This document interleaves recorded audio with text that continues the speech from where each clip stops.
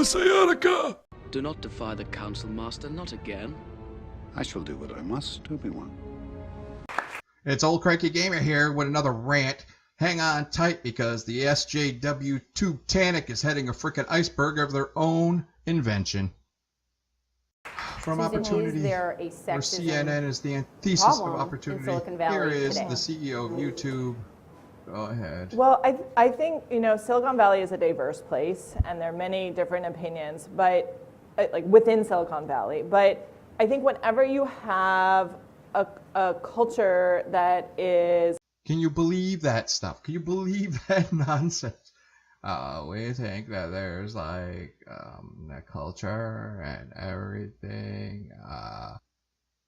This woman got her job because she had a garage.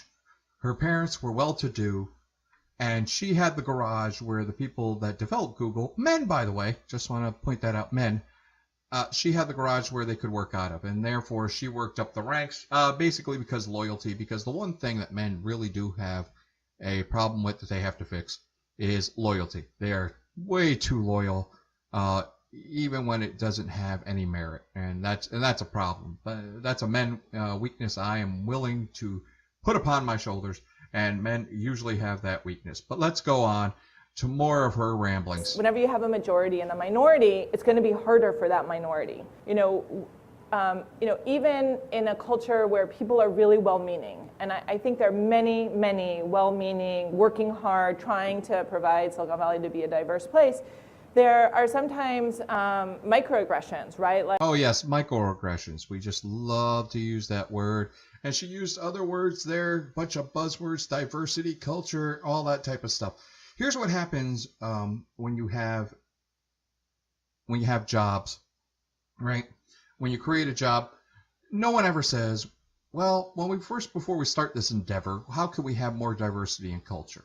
They don't say that. They just basically, who could do the job, who can work long hours, who could do that. It doesn't matter what your color is, doesn't matter what your gender is.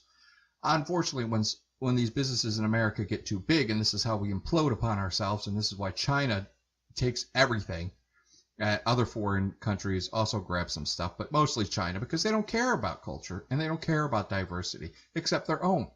So they grab all that stuff simply because we use these superficial buzzwords, and we're ostentatious when it comes to barking it at others that they have to do the same of a horrible business model.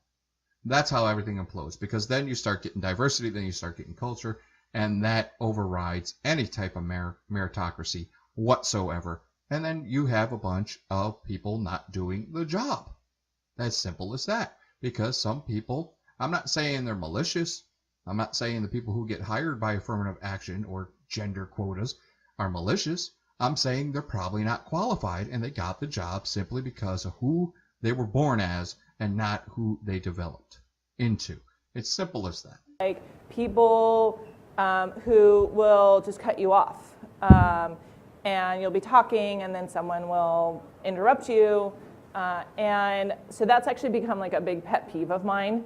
So whenever like somebody interrupts me, I'll be like, wait, I was talking. Do not interrupt me.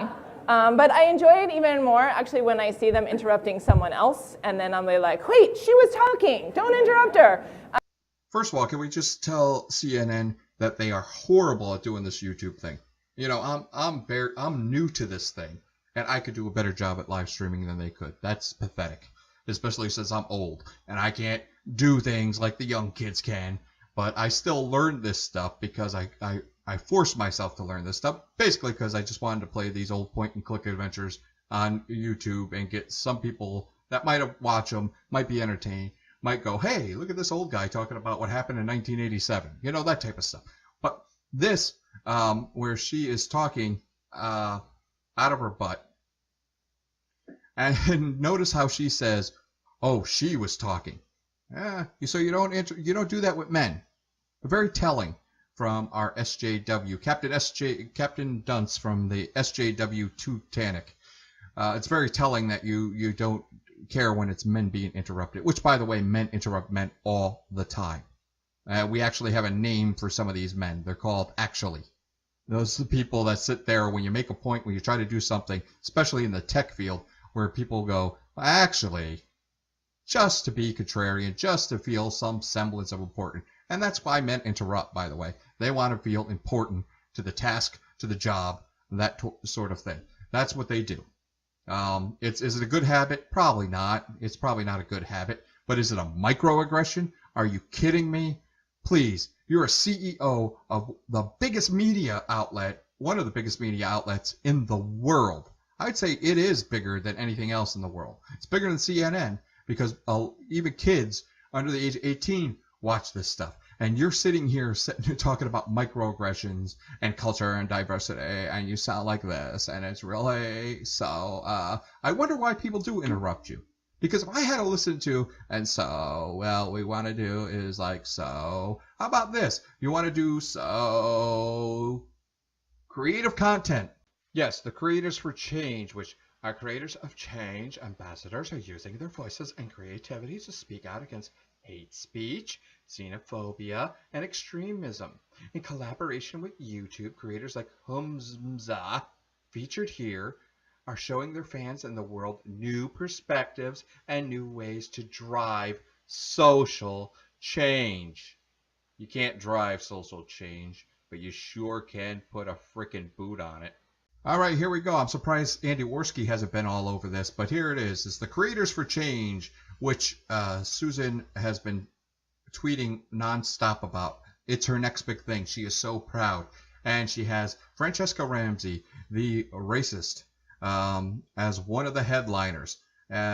Francesca also is basically stated this: feminism, yes, feminism is like long division. Show your work.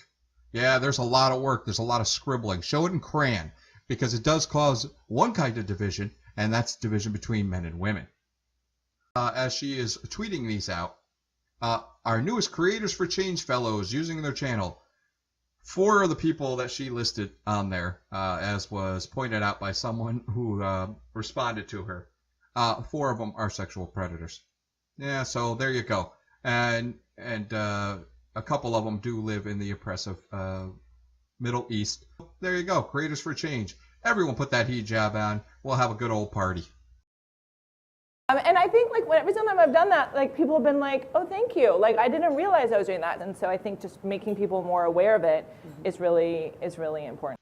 Yes, she is a captain of the S.J.W. TubeTanic right there, because it is never I said something irrelevant, I said something stupid, I said something that was incorrect. It's mea culpa, mea maxima culpa.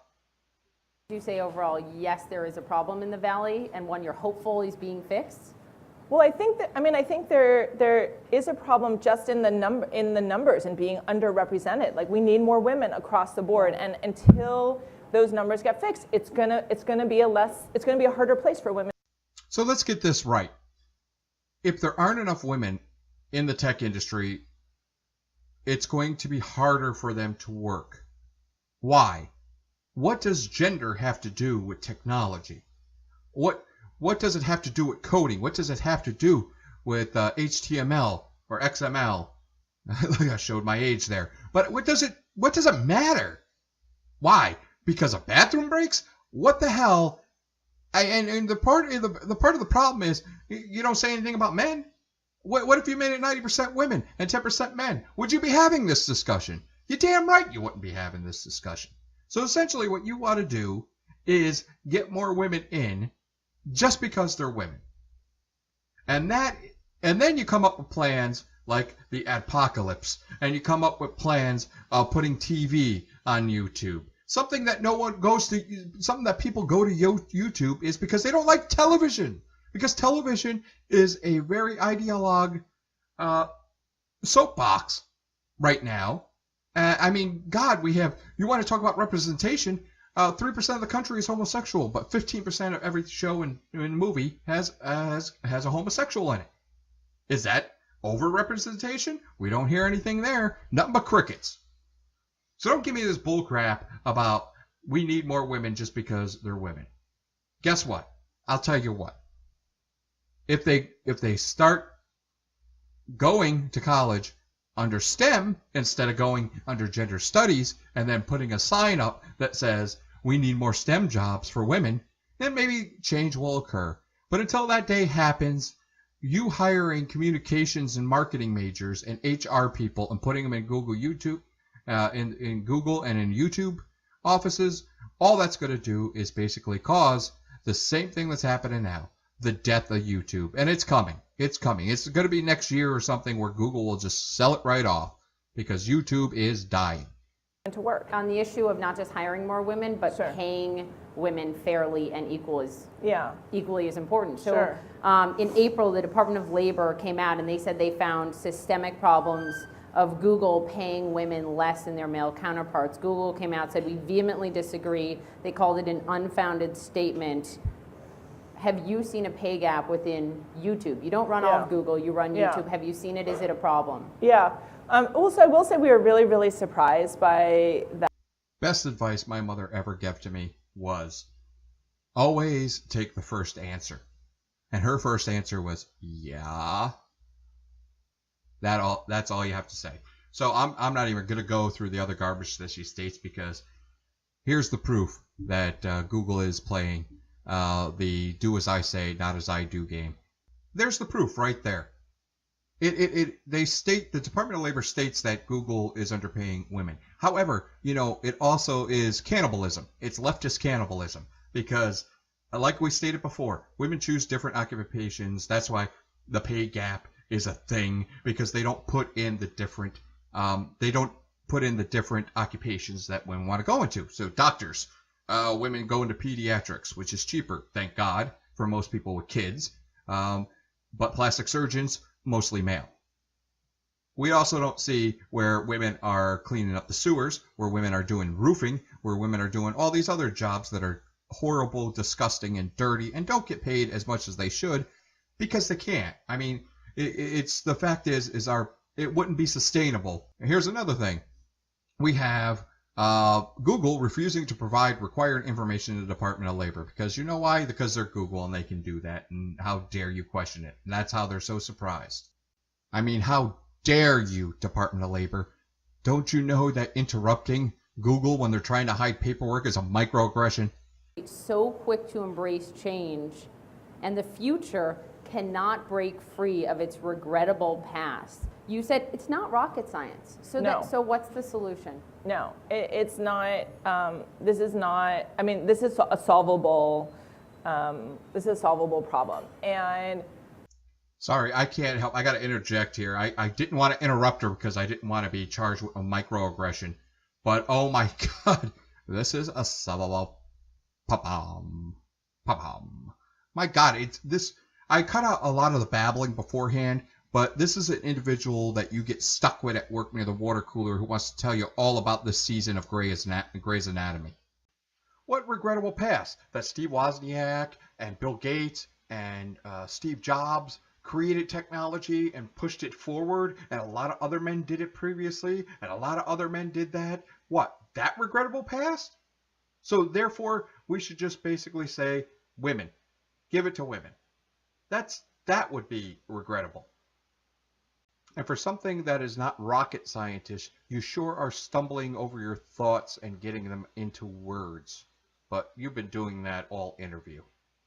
so I outlined 3 different steps, which sound straightforward, but I don't think are happening in most companies. And so the first one is that it really needs to come from the top. You need the CEO at the company to say, it matters, we want to have diversity at our company, like, where's my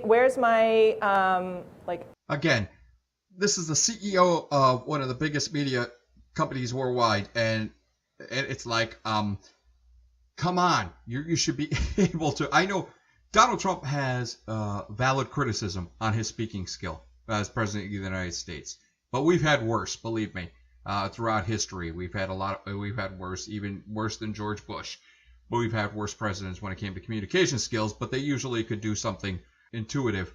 They had problem-solving skills, or they had foreign relations skills, that type of thing. But a CEO, their main task is to communicate the direction of the company to others outside of the company. That is their big thing. And the second biggest thing is also leadership skills. not just where's my diversity team, but okay, all of you, all my leaders, like I want to make sure that you're all thinking about this when you're doing your hiring, when you're growing your teams. I'm also on the board of Salesforce. Like Mark Benioff has been a really big supporter on equal pay. He's like, we're going to make a big change on equal pay. We're going to go through this. He actually came out and said, we have a problem. We're not paying some women as much as their male counterparts. Yeah. Here's our problem. We're going to fix it. I'm not sure a lot of CEOs would be that candid. And so, Just stated previously that they have PhDs that work on roles and experience and job titles and everything of that nature that debunks the wage gap. I say that, but it's an earnings gap when you come down to it. Economics, people. Difference between wages and earnings. And then she calls, they pull up Mark Benioff, who has this valid tweet, valid in quotations, where they're talking about equal pay for equal work. It already happens. So, ladies, you want equal pay and you want equal work. Again, we need a lot more construction. We need a lot of people on infrastructure. We need people to basically tear down and build roads and bridges again. Get to it, ladies.